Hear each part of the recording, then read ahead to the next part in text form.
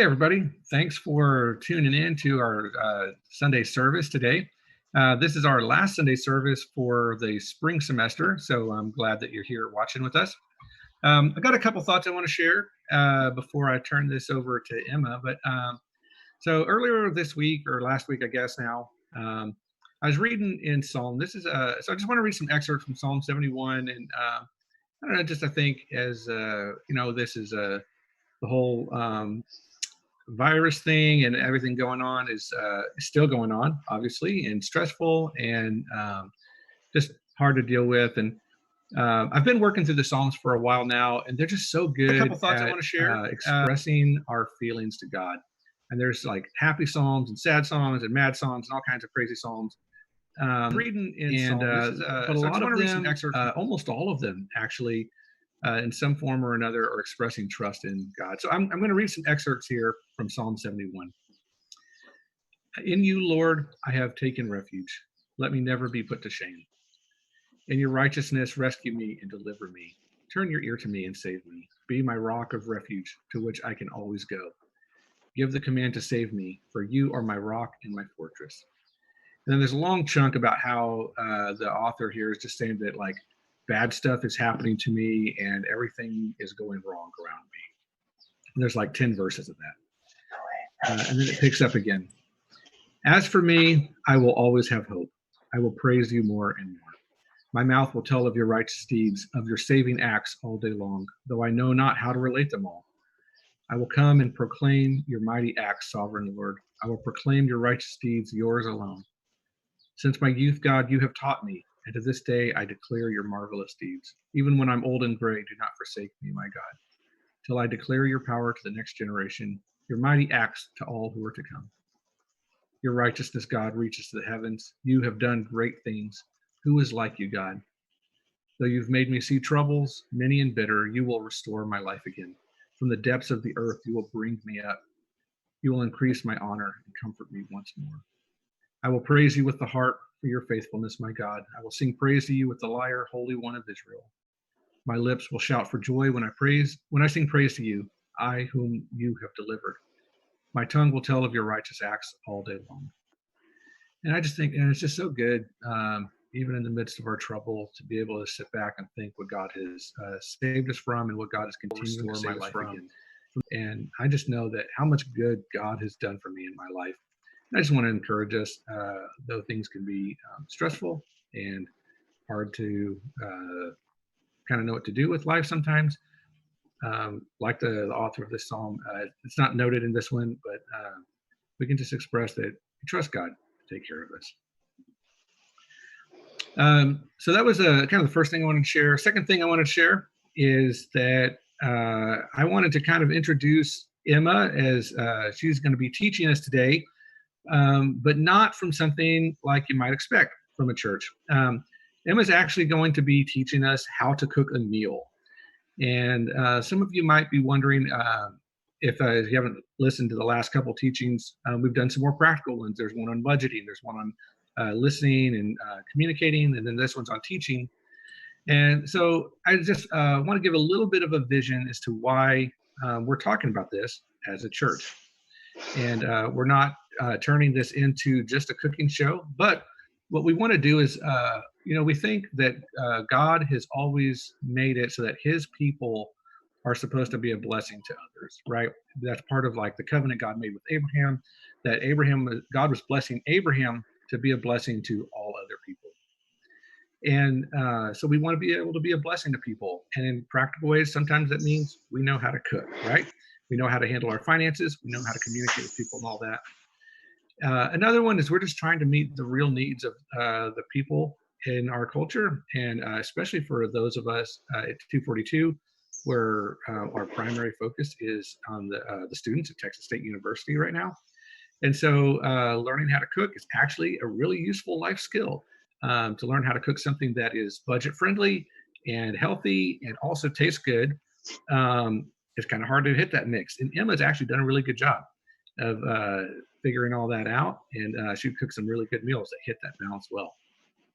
And the third thing I think why we want to be able to talk about things like this, even in a Sunday service context, is that we're a family. We consider our church here family, and we're the family of God in particular, but even specifically here within 242, we want to be able to teach each other and talk to each other and take care of each other like a family would do. And so one of these things that we want to fill in for people is we want to like be able to send our students off from college like fully ready to take on life in the world, and learning to cook is a pretty useful skill for taking on the rest of life. So all that to say, we're going to pass this over to Emma, who is in her kitchen right now, ready to launch us off for a delicious meal. Go ahead, Emma. Thanks, Josh. Yeah, so I'm here in my kitchen. It's very small. So I've learned a lot about how to work around small kitchens. But I'm really excited to just like talk about cooking and like do some teaching. I really learned how to cook in college. It was never something I really had to do like in high school or growing up. And so college ended up just being really hard sometimes because I like didn't have a lot of skills. I think my dad came over to help me cook one time, and that was actually like really good and really helpful. But I feel like cooking takes a really long time to get like comfortable with and really feel like you have kind of instinctual knowledge of what to do.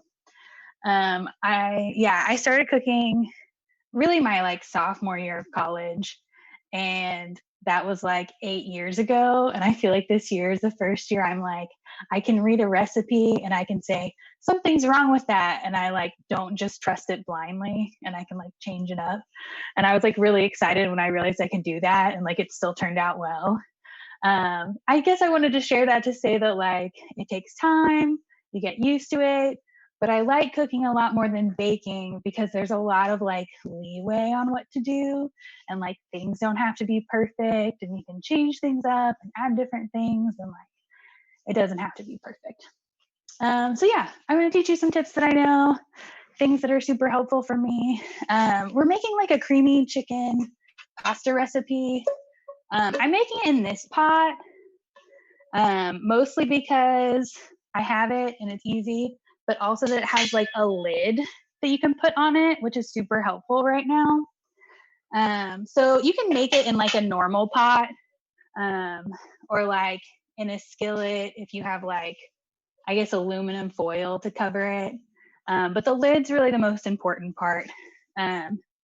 But yeah, I'm using this one because you will be able to like see it a little bit better, and that's just what I'm used to cooking with. Mostly because, so yeah, first we're gonna start off. We're gonna start off with chicken. I wanted to make this recipe to talk about cooking chicken because I feel like cooking chicken is one of the like harder things to do. It always really scared me, and like I think Kara Swink actually like was the first one to teach me how to cook chicken. We made a like chicken with like rosemary herbs on top, and then like cooked it, and it was really good. So yeah, I'm gonna talk about cutting it first though. So I always buy the big like the value pack chickens because it comes with like 6 of them. And then I have like chicken for the whole week.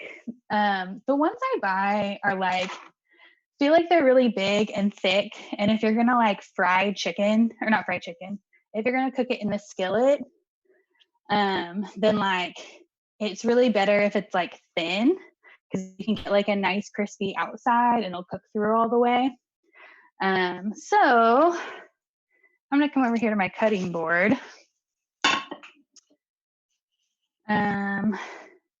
And this is just what I use. I usually just cut it like down the middle in half, which, yeah, takes some practice to do. Then like, so yeah, I usually just turn it on its side and try to get down.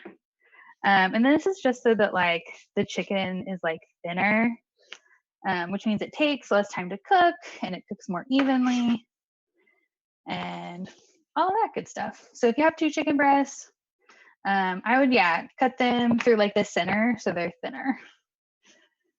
Are you guys seeing this? I can't tell. Oh well. You can hear me and I believe in you. So yeah, I just turn it on its side, cut it's open, and now they're about like the same size and thickness. So I can just throw it in my pot. Go ahead and turn on your burner so that like the pot will get hot. I'm going to use olive oil because that's what I'm used to using. It's like olive oil is a low heat oil, so it can burn. So you need to let the pot fully heat up before you put olive oil in it. Otherwise it'll burn. It'll just kind of make your food taste weird. So heat up your pot first. Yeah, so while we're waiting for it to heat up, we're gonna put some salt and pepper on the chicken breast. You always need to put salt and pepper on really at every step you're cooking with. I don't care what the recipe says, salt at every step. Okay, it just helps everything tastes like more cohesive and full together, and like all your bites are flavorful. So yeah, so I'm gonna put some salt on the chicken. Not like a lot, just like a little bit. And I always use pepper. I think technically pepper can also burn, but I don't ever feel like it does, but everyone always tells me that, so maybe this is like a super big faux pas. I don't know. I'm not a professional cook. This is just what works. So I put salt and pepper on, kind of rub it in, flip it over.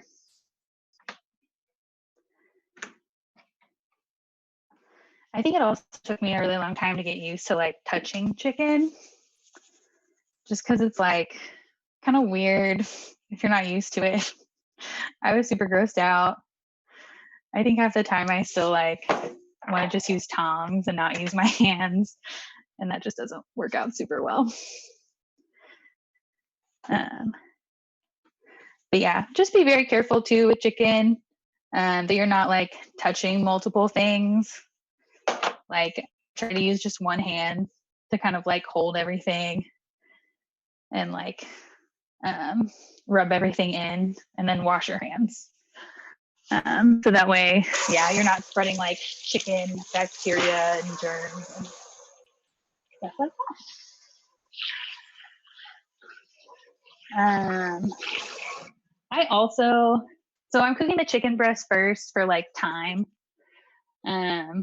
A lot of time I'll like chop all my vegetables and stuff so that I can only use one cutting board and only use one knife. But for time purposes, I'm going to do it first and like do vegetables in between, which is a little bit annoying, but that's what we've got today. Okay, so I turned my burner to like medium, like it's like right at 5. And mine's pretty hot right now. So I'm gonna pour some olive oil on. I always kind of just gauge this. It's enough to really like coat the bottom. I just washed my hands, so I'm probably gonna use my tongs now because I'm a baby and I don't want to wash my hands again. So I'm just gonna throw them on. I'm gonna put all of it in here. They'll kind of like stick together a little bit, but it'll be fine.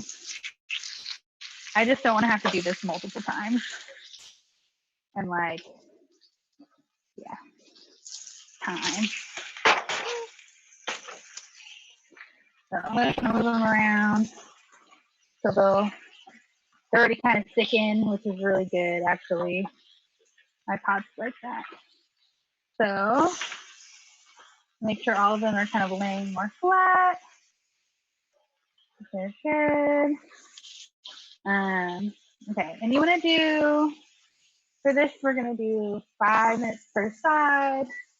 So I'm going to set my timer so I don't forget. That's the other thing. I use my timer all the time. Put it down, cover it with a lid. It helps cook the chicken through. And then we're going to chop our veggies. So I got to use my like baby cutting board now because this is all I have. I think my other one's sturdy. I already washed my vegetables, so if you haven't washed them, go ahead and do them now. But yeah, so we're just going to talk about cutting vegetables. So I told everyone to just grab a couple of vegetables that they like do. Because I think you should really just use whatever vegetables you enjoy. And this is a pasta dish, so you can really use like whatever vegetables you want. I'm partial to zucchini because I feel like it takes a lot of the flavors of whatever you're cooking really well. So they all kind of like combine. So I'm doing some zucchini and some broccoli just because me and Zach both like broccoli and I pretty much use zucchini and everything. Tomatoes would also be good for this, mushrooms, bell peppers, really just most vegetables. You can also throw in like spinach afterwards, or you can just do like frozen peas and then you don't have to like cook them at all. You just throw them in. It's super easy. But yeah, so I'm partial to this, and I wanted to talk about like chopping. So for zucchini, I'm gonna like cut off the ends because I don't need those. And then I'm gonna like slice it down the middle so they're like a little more even. And then I'm gonna make like rows, I guess. I guess slices maybe, I don't know. And I'm just making them, I like to make them a little thinner. Just because I like little small pieces, like in everything. And then I'm gonna like chop them through. So when you're like chopping things, you want to like use the tip of your knife as like kind of an axis point and like always keep it there, and then really cut with like the back part of your blade and like chop down and just use the weight of that to like make a clean chop. Always cover your fingers when you're chopping. That way you won't accidentally cut off a finger, and like keep your thumb like behind your fingers too. This is like difficult to get used to, but I try really hard to practice this every time instead of just doing it like this, because it can really just help you not cut yourself, and that's the goal. The goal is to not cut yourself. So do this, and I've got some more like, I don't know the words to use what I do. I kind of like chop through. I've never taken like a chopping class. My friend Leah has, and I always think I should take one of those to know if I'm like chopping properly. But oh well. This is how this is my self-taught method of chopping, which feels mostly right. My tiny cutting board is making it difficult. So I'm gonna get a plate so I can like move things over.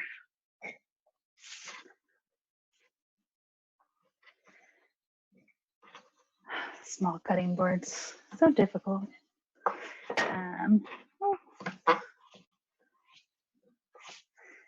And then the little ends that I didn't cut my finger off of, yay. I definitely cut my finger last week. I told most of y'all. Thankfully, it wasn't like, I wasn't actually chopping. I was just doing something else and kind of being dumb. You have to be careful with knives. Don't be stupid. So yeah, I'm gonna do lengthwise and try to keep them all together because that makes it easier to chop the other direction. I think zucchini is a little difficult to chop because it like kind of suctions down to the bottom. Really chopping, I was just doing something else and kind of being dumb. Yeah, chopping is kind of boring and takes up most of the cooking time for me. Because I think I'm always like trying to be careful with it. And I feel like all recipes just like pretend like chopping takes 0 time, and it's like, cook your meal in 5 minutes. But it doesn't happen. Okay, so my timer went off. It's been 5 minutes. My chicken is like white on top, which means it's cooking through. And I'm just gonna flip it over. It's got a little bit of a like crust to it. I think I had to put too much oil in it. If you have less oil, it gets more like brown and crispy. But yeah, so I'm flipping it over, making sure it's all kind of lying there. And I'm gonna do 5 more minutes. Everything's nice and cooked. And I'm gonna finish chopping. I feel like I should have something else to say about this, but I don't, so I'm just cutting. Does anyone have a question? Does anyone want to know a random piece of information about me? No? Anyone? What's your favorite thing that you've cooked? My favorite thing that I've cooked. It's so hard. Me and Zach used to cook this like Asian noodle dish that I was like really excited about, and it was called like dragon noodles. And it was like zucchini, mushrooms, and ground pork, and then like chow mein noodles. And I loved it, and then we ate it too much, and then I'm sad about it. But it's like the most interesting dish I feel like I've ever made. And then Zach really likes it, and he can make it by himself, so he just makes it now. But I really liked it, and I'm just sad that I got tired of it. I think I get tired of things really quickly, which is also why I started learning how to cook, because like I just couldn't keep eating fast food. Not for like my health, which I guess should be the reason, but because like I just get bored so quick. But I think that was my favorite one because it's my first experimental dish. Also, real quick, I'm chopping broccoli because I like it. I hate the stems so much. And I know some people like them, but I don't. So I always try to cut like as close as possible to the trees because then they just kind of like fall apart. And I can just have a bunch of baby trees. Because that's the only good part about broccoli to me. Anyways, any other questions? How's everybody doing? Is it going okay? Good. Is Faith cooking or is she just watching?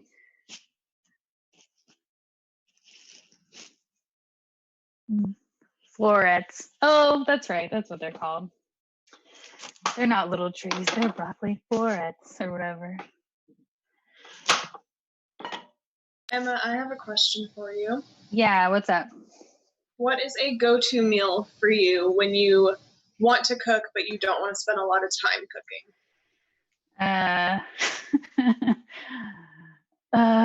What is my go-to meal?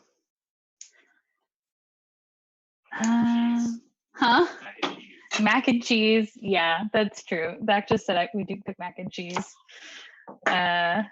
We do that a lot, probably more than we should. Because we always make mac and cheese. Mac and cheese was one of the first meals me and Zach cooked like together.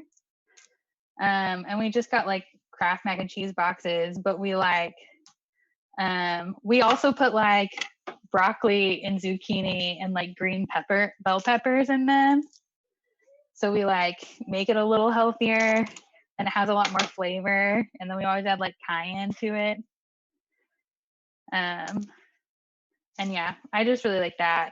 I've been liking kind of the meal that I'm making today a lot because it's really like, I found a lot of recipes that are like this where they're really versatile because basically what we're doing is like, we're taking pasta.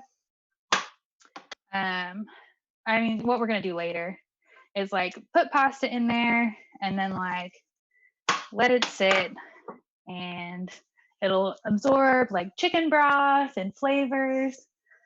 And then it'll like taste really good because it'll be in there. And I found a lot of recipes where like, this is really quick. If I like skip some steps, I mean, it's still pretty quick, but like I cannot cook the chicken or I cannot do the vegetables. And like, I think it's really versatile because you could also do this with like rice and then just like throw some rice in there and it all absorbs and I can make it in a pot. Really, I like anything that I can make in one pot, which is less dishes. And like, you can just put anything in there and it tastes good. Okay, so my timer went off. So I'm gonna check the chicken. I've been cooking chicken for a while. And that's about usually how long I cook it. I'll check it just since I'm talking with everyone. It's technically better if you like don't just cut through your chicken because all the juices will stay inside and like it just makes it juicier. But since we're here, okay. I'm glad I did that because this one's a little underdone. I always check like the thickest one. So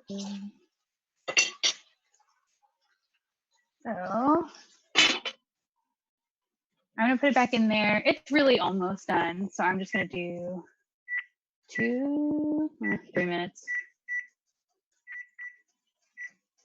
That should be good after that. I'll double check again. But yeah. Camry, did I answer your question at all? I hope I did. Okay. But yeah, so now we're just waiting on chicken. I chopped all my veggies. And so now we're just waiting. So now I feel like I need another question. What is the best way to know when chicken is done? Instinct. No. Yeah, I mean, it depends on how the chicken's cooked. Because they're easier to tell when you like they're diced up really small, because then they're just like white. It's usually when they're like they're not pink on the inside. I've heard that there's a way you can tell by like the amount of juices that are coming out of it or like what color they are. I think other people have that information. I don't. Or a thermometer. That's true. Yeah, if the juices run clear is something that people have said. Like I said, I'm self-taught. I don't know some of these tricks. Or a thermometer. It's supposed to be like 165. No noodles yet. So the noodles will simmer in the pot with the chicken so that like it'll all cook together. So all the like chicken bits, which are like the best part, will like be in the noodles. We're just cooking the chicken first. You could technically cook the chicken like part of the way and then put the noodles in and the chicken would cook the rest of the way. But I've noticed that like a lot of times, for me at least, the like chicken dries out more and then it's like gross to me. So if I cook it first and it's cooked all the way through, the chicken's not dried out. But yeah, I would just cut it open and see if it's a little pink or not. If it's pink, then you still need to cook it. If it's not, it's good. Or if you have a thermometer, you can just stick a thermometer in there. I think I technically have one. I just keep forgetting about it. And then I have to clean it, you know. It's just another thing. I try to use as little dishes as possible. I think it saves our marriage if I can make as little dishes as possible. So there's less dishes for us to argue about being done. That's not really true. It's just a joke, to be clear. Zach is a wonderful husband and he helps me do dishes a lot. Yeah, I'm gonna check it again. Yeah.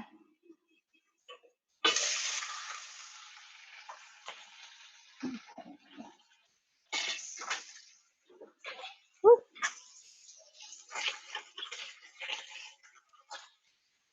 So yeah, now it's getting nice and crispy on the bottom. That's what I want. That's what I like.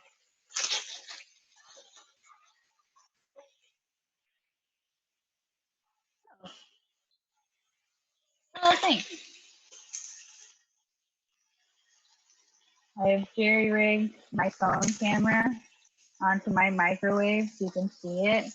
And I think this steam is like making the camera come off a little bit.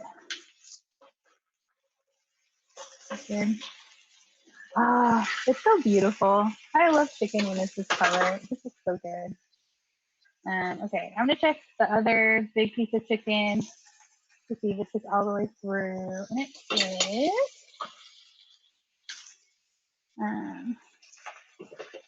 I'm gonna, so my chicken's done. I'm gonna put that on there for a little bit just so it's crispy on the other side. I love this golden brown color. It's really delicious. And when it sticks on the pan, all that flavor is gonna like go into our food, which is like where I want it. So, just put it over here. Yeah, so it's got a little color on it now. I put it on a plate to kind of put it out of the way. And then I'm just gonna toss my vegetables right into the pan. So all these veggies will also take on some of the flavors of the chicken. And then I'm gonna kind of use my, I have one of these like spatula type things. It feels weird saying spatula because I grew up where spatulas were like the like baking spatulas. But I'm gonna use that to kind of like get some of the chicken stuff off the bottom just so it mixes up in it. And I'm actually gonna pour, if you have chicken broth on you right now, you can do chicken broth. I'm gonna use some water because I'm using better than bouillon, which like just is water. You add it to the water. But just pour a little bit in there. Helps like take all the chicken stuff up. That's called deglazing, if you want the fancy term for it. It took me a while to figure that out, and I was like, why are all these recipes saying deglazing? I don't know what that is. So I'm only trying to like cook it a little bit and like kind of solidify some of the flavors in there. Oh crap. Hold on.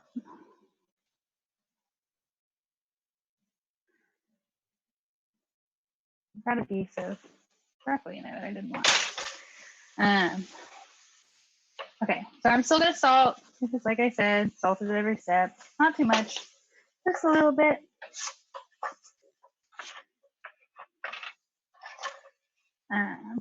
Yeah. So yeah, like I said, you don't have to put it all the way. Just give it a nice little sear, I guess. A little bit of color, a little bit of cooking, just so they're a little more like, I guess, cooked when it's done. If you're doing like tomatoes, you can still do this then, but you can also do tomatoes at the end or like spinach at the end because they're like softer veggies, so they don't take as much time to like cook through. Okay, so I don't know how to tell you when I think they're cooked all the way through. I just like to cook because I'm not cooking them all the way through. I just let them cook for a little bit.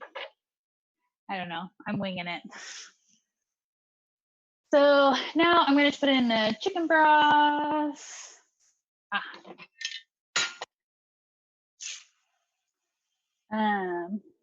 Yeah, so go ahead and do 2 cups of chicken broth. Woo. That's 1. That's 2. I'm really sad I like lost my, I'm gonna put a little bit more than 2 cups just because I feel like when I use my like measuring cup, it's like always a little bit less. My Pyrex broke the other day because I like also wasn't paying attention. It like smashed to the ground.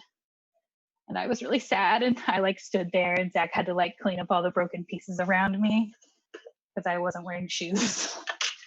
So it's good to have someone else in the kitchen with you so you don't kill yourself. That was dramatic. Okay, yeah, so I use Better Than Bouillon just because it's easier, and it just comes in a jar and it sits in your fridge to say like better, and it's like 1 teaspoon for a cup of water. So I do that.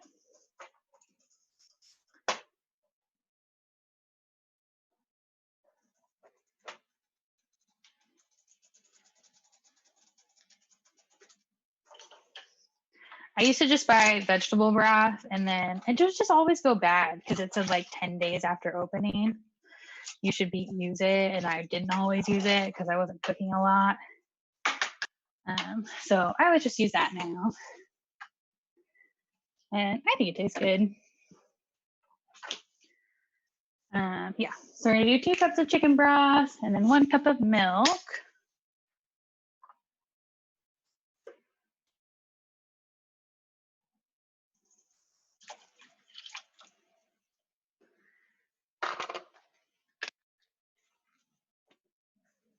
Yeah.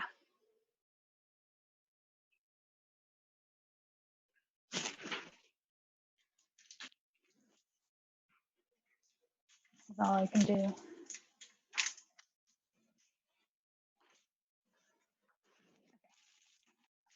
Oh. My stuff is falling out of my cabinet. Okay, so I put my chicken broth and my milk in my pot. And then I'm going to do 8 ounces of fettuccine. You can use any pasta you have on hand. 8 ounces is just half the bag. So I always just kind of guesstimate how much that is. It doesn't have to be perfect.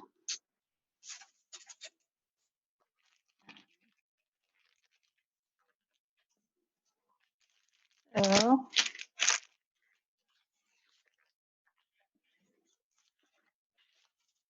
I think that's about half, maybe a little more. Okay, so I'm throw that in there.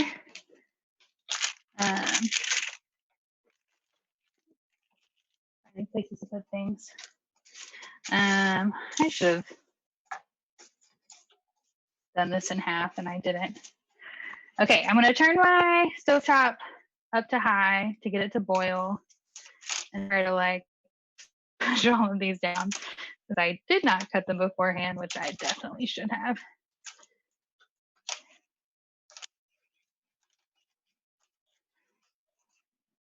Let's see if that worked. They're kind of going in there. So the goal is to like bring this to a boil, and then you're gonna put, then you're gonna bring it down to low, put your lid on it so that it's simmering, and then, oh, I'm almost there. Yeah, you want to make sure everything's like kind of covered. So if you need to add a little bit more like chicken broth or milk, that's okay. It won't affect it too much since all of it's just going to get absorbed in the noodles.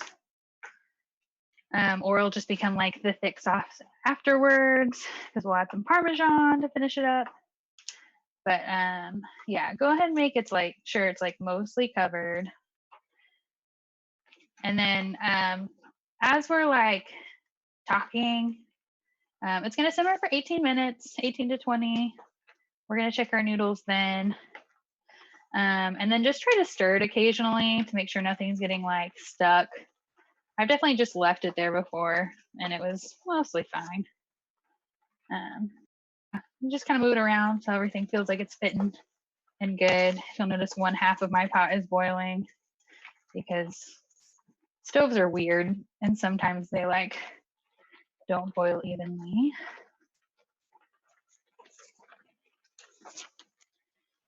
Okay, so that's pretty much good. If you can tell, it's got like a nice good boil on it. So I'm gonna turn mine down. I'm actually probably gonna put it like between 1 and 2 on my thing because I think mine just wants to like disappear. I'm gonna put my lid on it. I'm gonna set it for 18 minutes. And yeah, so we're good to go. So now I'm going to go to Cliff. He's got some stuff to talk about. Oh, mine's falling over, so I'm going to turn it down a little bit.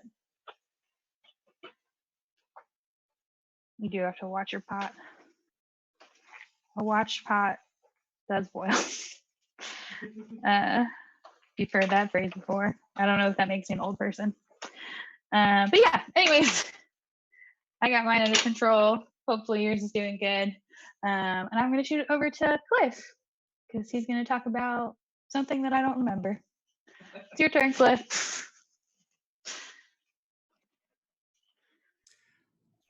All right, well, hey everyone, good to see all of you today. And, Josh and I wanted to take a few minutes here this afternoon just to recognize some people who have been doing really great work over the past semester or so, really even into last fall in a lot of ways. And, in a normal year, there would always be people to thank, but I think it's extra important to do this semester with COVID-19 just changing up so much of how we do church and of how we do life together. All of these people have just worked tremendously hard to help us continue to do what we do. And that's to love Texas State and the city of San Marcos with the love of Jesus, and to do that really well. Without further ado, let me jump into thanking some of these people. First, I want to thank Alex. He was a big help with production really up until COVID started happening and sent us all into our homes. He just put a lot of work into helping with production, running slides, creating materials for slides, and getting things well organized and ran all through last fall at SQA, our fall retreat. So thank you so much for that. A couple of our worship people, Amber and Angel, were helping some with worship. Just really, really appreciate our worship teams and all they do. So thank you so much for that. I want to thank my wife, Elizabeth, for her work leading worship, and also for her work serving on our E-teams ministry, our encouragement teams. That's kind of our prayer ministry here at 242.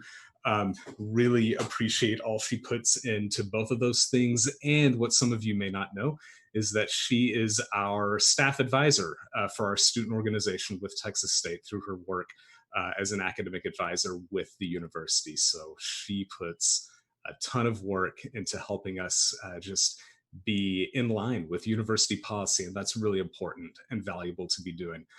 So thank you so much, hon, for all your help. I love you. I want to thank Florence for leading worship as well, and then Jeff for his help with production and also serving on the discipleship team for the Jaywalkers, our D teams. Those are kind of our home group leadership teams. He's been working hard in that role, and he's also our student organizations president and has done so much work at just getting forms turned into the university on time, helping me make sure that we're on top of things. Jeff, appreciate you. Thanks so much for all you do.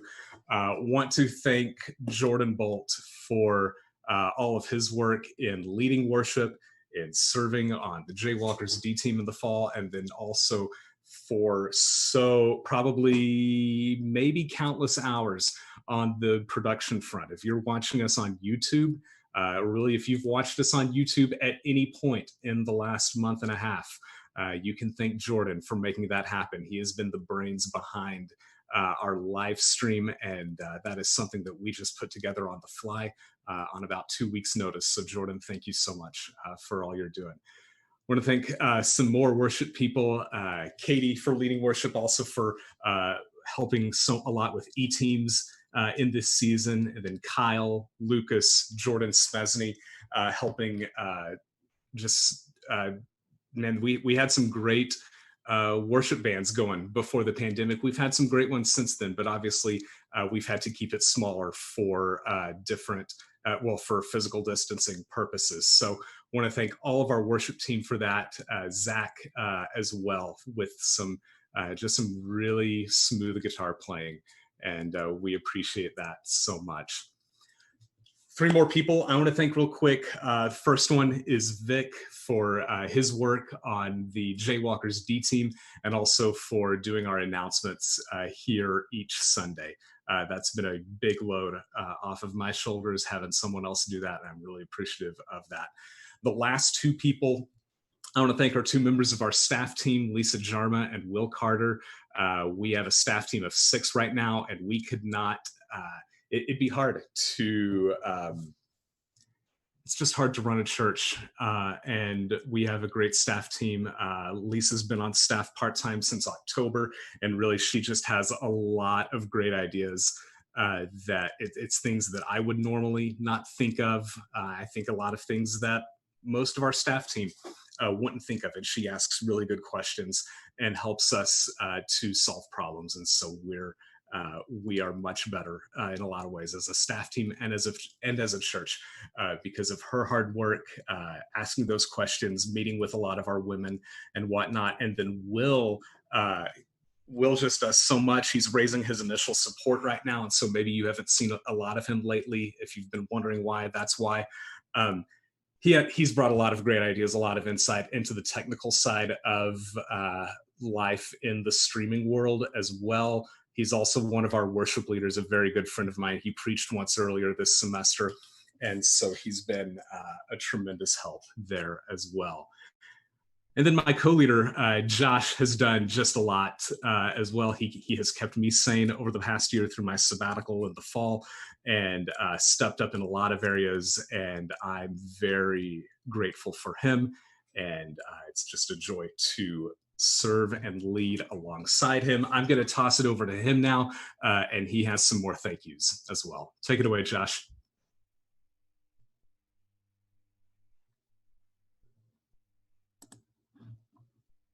Hey, thanks, Cliff. So I want to start off with a bunch of people who are helping out with our 242 kids. So I know we're a college-focused church, but there are a few kids in this church, specifically mine. And me and Lisa are just so thankful for those of you who have just in different ways have served them and just watched them and took care of them and loved them. Our kids love y'all so much. And so I'm going to go ahead and list y'all out now. And these are going back to the fall as well. Christina, man, they love you. I love when you get to watch them.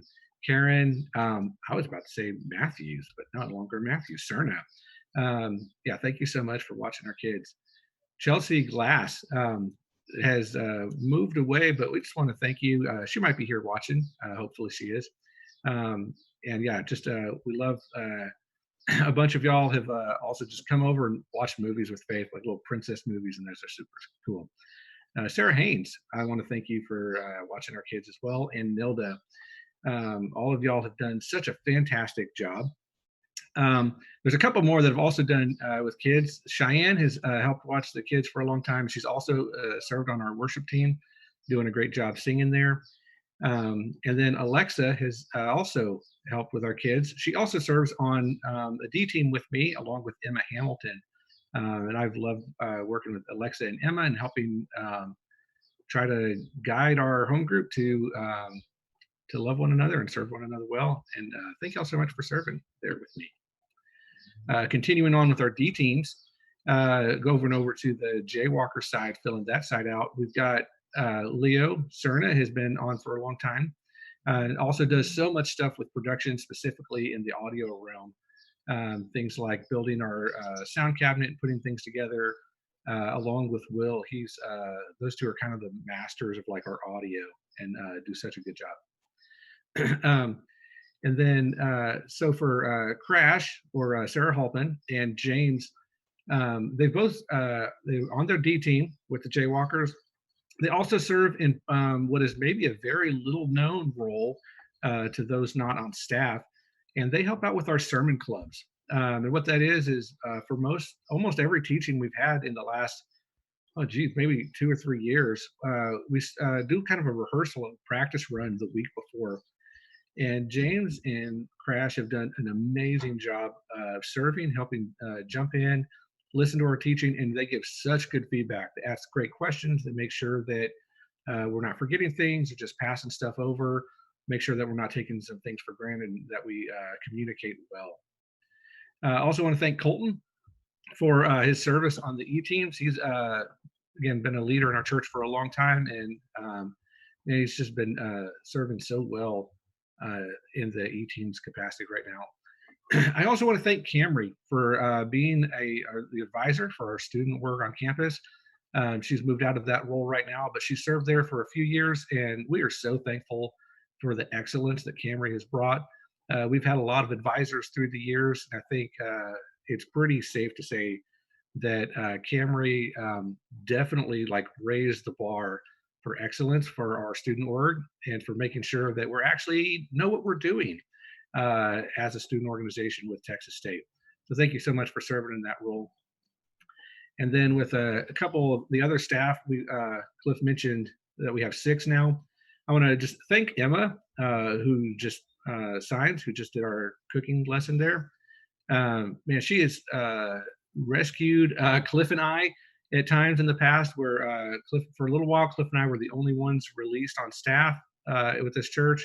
And she came in and helped hold things together when things were in a pretty tight bunch. And we were stretched, whatever. I don't know how you say that.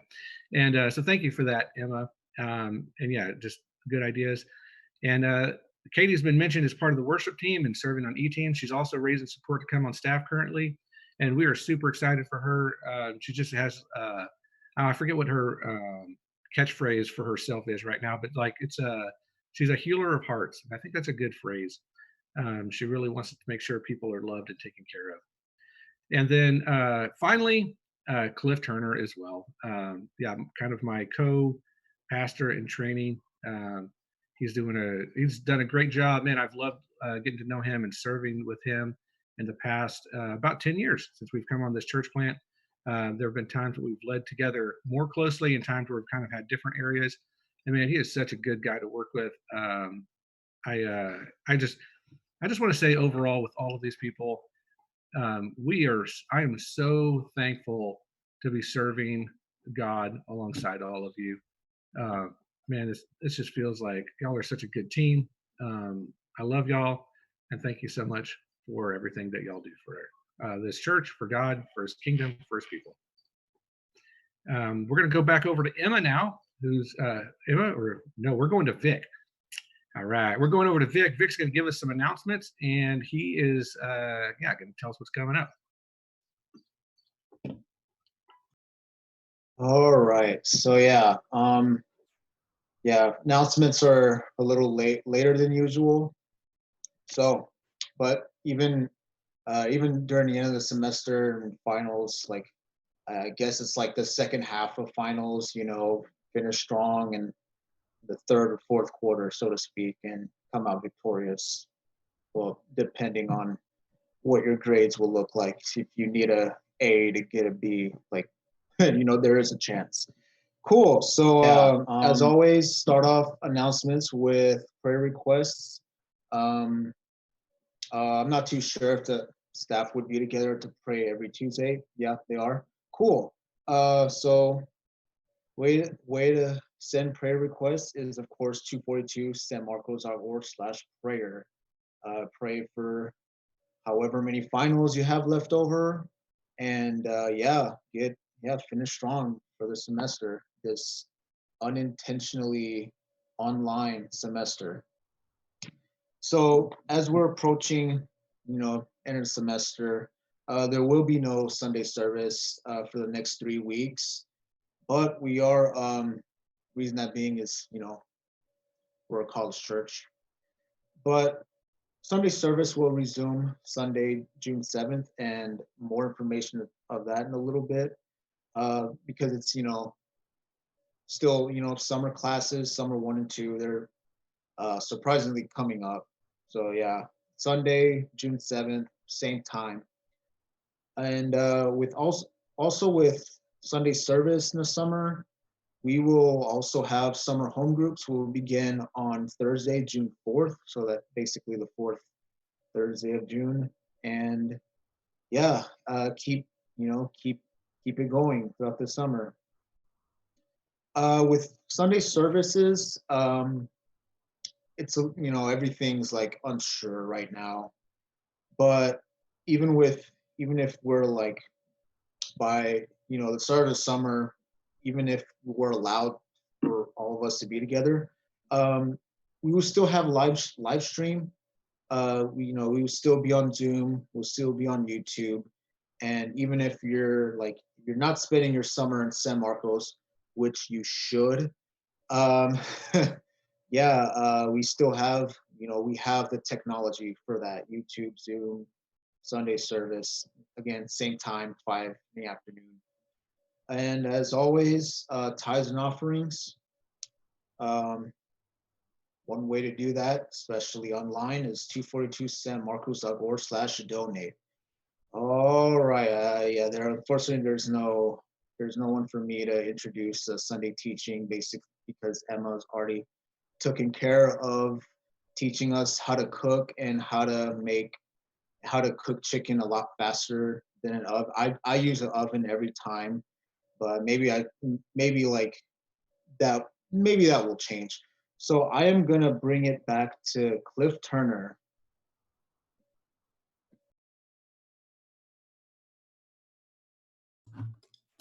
All right, thanks so much, Vic, for those announcements. Want to take just a few minutes here and congratulate and pray over our seniors who are graduating here in May or in August.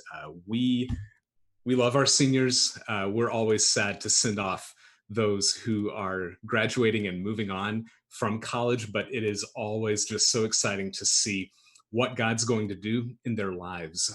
And so if you're a senior who's graduating, know that we love you. We will always be here for you. And like Josh said, we want you to be fully ready to take on the world. This is a world that needs the hope and love of Jesus desperately. And that need is felt even more so right now in the midst of the chaos surrounding the economy and the pandemic. And so we just want to take a few minutes here to pray for our seniors. So join me as we pray over them. God, I thank you for today. I thank you for I thank you for bringing us through this semester. It truly has been a semester like no other. It's one that we never could have imagined. But God, we rest that in the fact that this semester was not a surprise to you. God, you knew everything that was going to take place. And God, we pray and we lift up our seniors who are graduating over the next few months to you.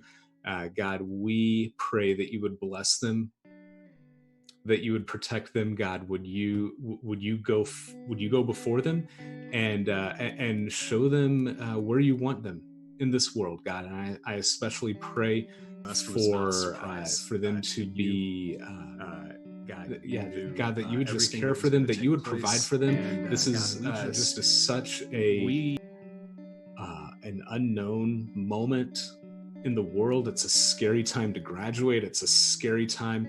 It's an uncertain time to be entering the job market. And God, we pray that you would provide for each one of them, God, that you would provide jobs, that you would provide good churches for those who are moving on from San Marcos, and that you would just that you would equip them, Lord, to do good work and to spread your love, your hope, your gospel to all they encounter.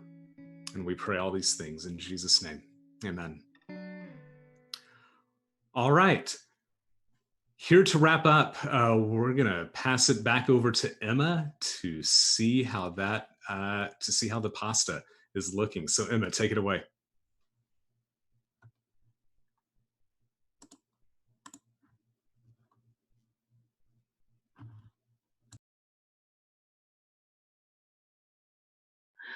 Hi guys, sorry, I forgot I was muted. This is my husband behind me. Yeah, I don't know what he's doing. Anyways, so my timer went off. So mine's ready to go. When your timer goes off, you can just like check it with a fork. I like pulled a piece out to see if it was done. My camera has died. So you do not get a beautiful shot above. Oh, I can use this one. That's right. There's two. If you can tell, like the milk's kind of curdled like a little bit, which is what it's supposed to do. And everything just looks kind of nice and like lightly saucy. This is kind of like a light Alfredo sauce. I wanted to cook it because it like, here, ooh, this is what I'll do. I'll put that down. I wanted to cook it because it's like, I think this meal like feels fancy to me, but it's like super easy. And that's what I like, meals that like feel nicer with like less effort. Also, side note, because Crash or Sydney would be mad at me, there's like a lot of leftover like vegetables, okay? And if you want it to help the environment, you can like compost them or something, which Crash does and Sydney does. And so maybe they'll take your compost if you really want them to, or if they can. Point is, I'm just gonna say that because otherwise they'd be mad if I threw it away. Anyways, so this is mostly done. All it takes is just like a 4th cup of Parmesan. I have like just very little Parmesan left in this bag, so I'm just gonna throw it all in there. So throw it in there, kind of stir it around, and it'll kind of like melt and like combine with the sauce. If you want it to be like a thicker sauce, you can put more Parmesan. If you want it to be like thinner, you can put some more like milk in there. And then, yeah, it's really just preference. Mine's looking mostly good. I might throw a little bit.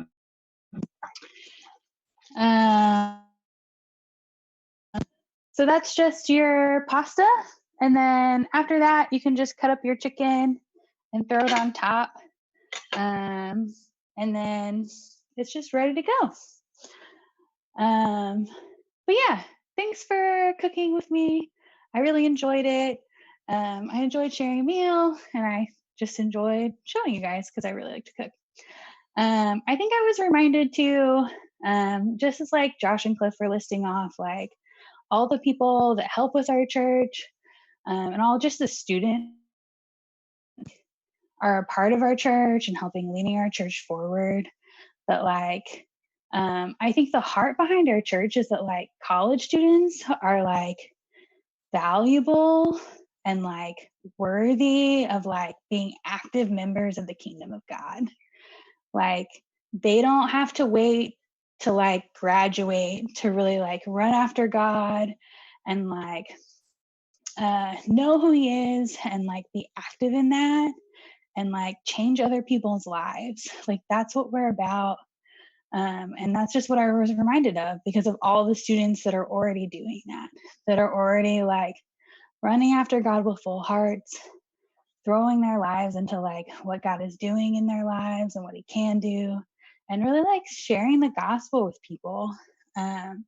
And so I'm just really thankful to be part of this church and to be regularly inspired by our students who just want to love the Lord more. So yeah, that's all I've got. Thanks for being here. If you want to hang out after, there's a Zoom room. We can eat and talk. And yeah, I'd just love for you to join us. But other than that, that's all I got. Bye, guys.